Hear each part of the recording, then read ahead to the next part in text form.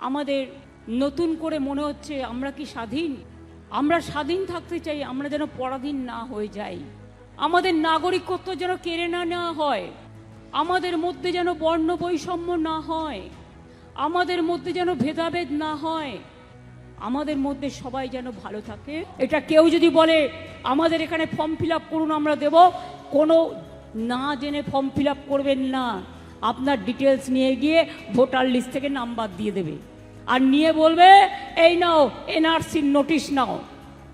আমরা মানব না। আমরা চাই আমার আদিবাসী হোক, আমার তপশিলি হোক, আমার দলিত হোক, আমার হিন্দু হোক, আমার মুসলমান হোক, আমার শিখ হোক, সবার ভোটার লিস্টে যাদের এনটাইটেল তাদের নাম তুলতে হবে। যারা ভাবছেন আপনার এপিক কার্ড আছে আর কিছু করতে হবে না, নিয়মটা পাল্টে দিয়েছে। নতুন করে আবার নাম তোলার চক্রান্ত চলছে। ভোটার লিস্টে নাম আছে কিনা আগের লিস্ট দেখলে হবে না, নতুনভাবে গিয়ে ক্রস চেক করতে হবে।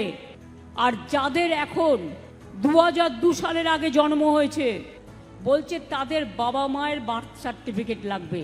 এবার বলুন তো, আমরা যখন ক্ষমতায় এসেছিলাম আমি দেখেছিলাম ইনস্টিটিউশন ডেলিভারি, মানে যারা বার্থ সার্টিফিকেট পেতে পারে হসপিটালে জন্মেছে, সেটার সংখ্যা ছিল 60%।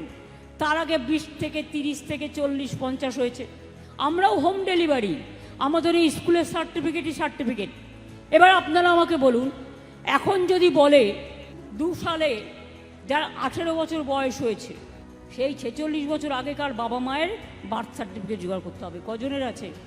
কজনের আছে? যারা বলছে তাদের আছে তো? জিজ্ঞেস করুন, যারা আইন করছে তাদের আছে তো? তারা সোনার চামচ মুখে দিয়ে জন্মগ্রহণ করেছেন, তারা কি করে বুঝবে খেটে খাওয়া মানুষের কথা?